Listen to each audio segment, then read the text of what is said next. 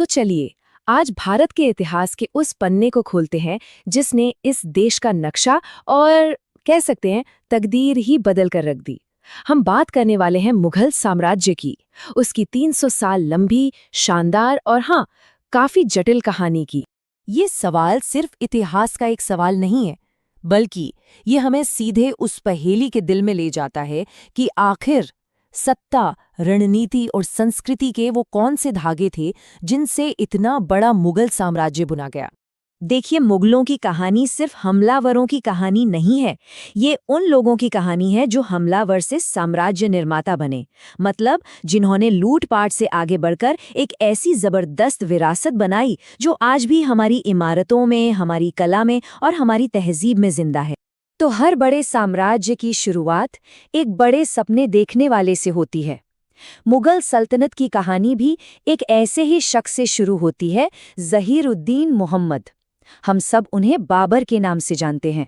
सोचिए, एक ऐसा शहजादा जिसकी रगों में दो महान विजेताओं का खून था, तैमूर और चंगेज खान। अब हुआ ये कि बाबर को अपने पुरखों की जमीन से निकाल दिया गया, लेकिन उसके हौसले नहीं टूटे।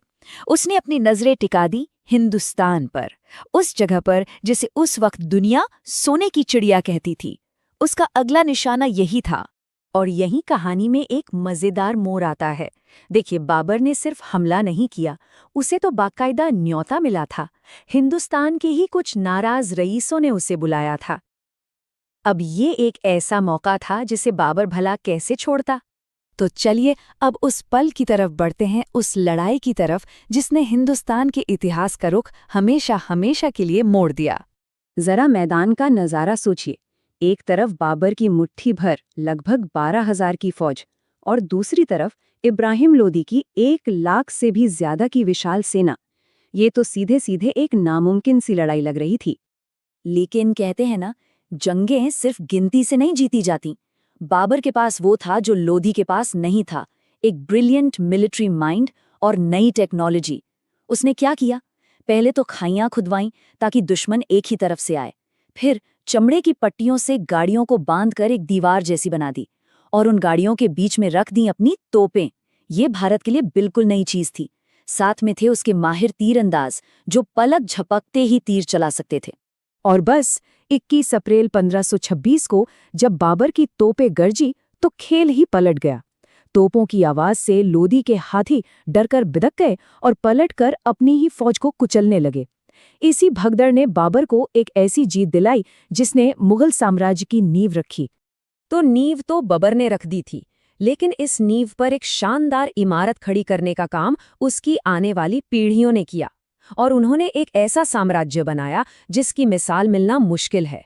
बाबर से लेकर औरंगजेब तक ये हैं वो 6 महान मुगल जिन्होंने साम्राज्य को शक्ल दी। एक के बाद एक इन ताकतवर बादशाहों का लंबा दौर ही वो वजह थी जिससे यह साम्राज्य लगभग 200 सालों तक फलता फूलता रहा और अपनी जड़ें गहरी करता गया।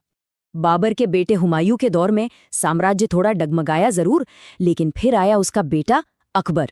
सिर्फ 13 साल की उम्र में बादशाह बना और उसने इस जीती हुई जमीन को सही मायनों में एक साम्राज्य बनाया।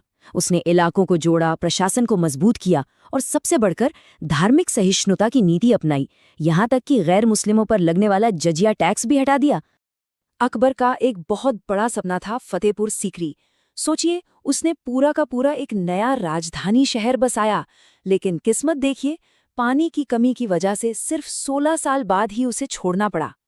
आज भी यह शहर एक खूबसूरत गोस्ट टाउन की तरह खड़ा है, अकबर के उस बड़े सपने की कहानी सुनाता हुआ। अकबर के बाद उसके पोते शाहजहां के दौर में मुगल साम्राज्य अपनी चमक के शिखर पर था। ये दौलत, शान शौकत और वास्तुकला का सुनहरा दौर था। और ये सिर्फ कला और संस्कृति की बात नहीं थी। जरा इस बात पर गौर कीजिए, उस समय दुनिया की कुल पैदावार का 25% यानी 1/4 हिस्सा अकेले मुगल भारत से आ रहा था। ये एक जबरदस्त आर्थिक महाशक्ति थी। और इतनी दौलत का क्या हुआ? वो लगी दुनिया की कुछ सबसे खूबसूरत इमारतें बनाने में। आगरा का ताजमहल, दिल्ली का लाल किला, मोती मस्जिद, ये सब उसी दौर की देन हैं। ये इमारतें आज भी हिंदुस्तान की पहचान हैं।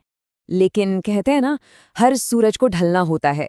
इस सुनहरे दौर के बाद आया वो बादशाह जिसके राज में ही साम्राज्य के बिखरने की कहानी शुरू हो गई। ये था शाहजहां का तीसरा बेटा औरंगजेब।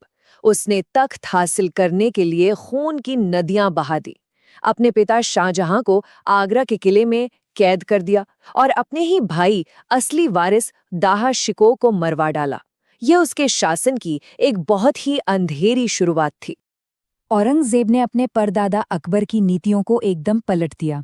जहां अकबर ने सबको जोड़ने की कोशिश की, वहीं औरंगजेब ने जजिया टैक्स वापस लगा दिया, कई हिंदू मंदिर तोड़े और राजपूतों और मराठों से लगातार जंग छेड़ी। नतीजा, साम्राज्य की एक बड़ी आबादी ही उसके खिलाफ हो गई और चारों तरफ बगावतें शुरू हो गईं।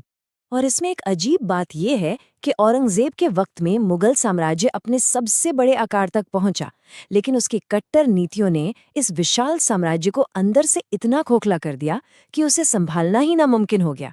उसका पूरा 49 साल का लंबा शासन बस लड़ाइयों में ही बीत गया, जिससे शाही खजाना भी खाली हो गया। 1707 में औरंगजेब की मौत के बाद तो मानो साम्राज्य के बिखरने की रफ्तार और तेज हो गई। तो चलिए देखते हैं कि इस महान साम्राज्य का अंत कैसे हुआ। देखिए, एक के बाद एक कई वजहें थीं। औरंगजेब के बाद के बादशाह बहुत कमजोर थे। तख्त के लिए लगातार लड़ाइयां होती रहीं।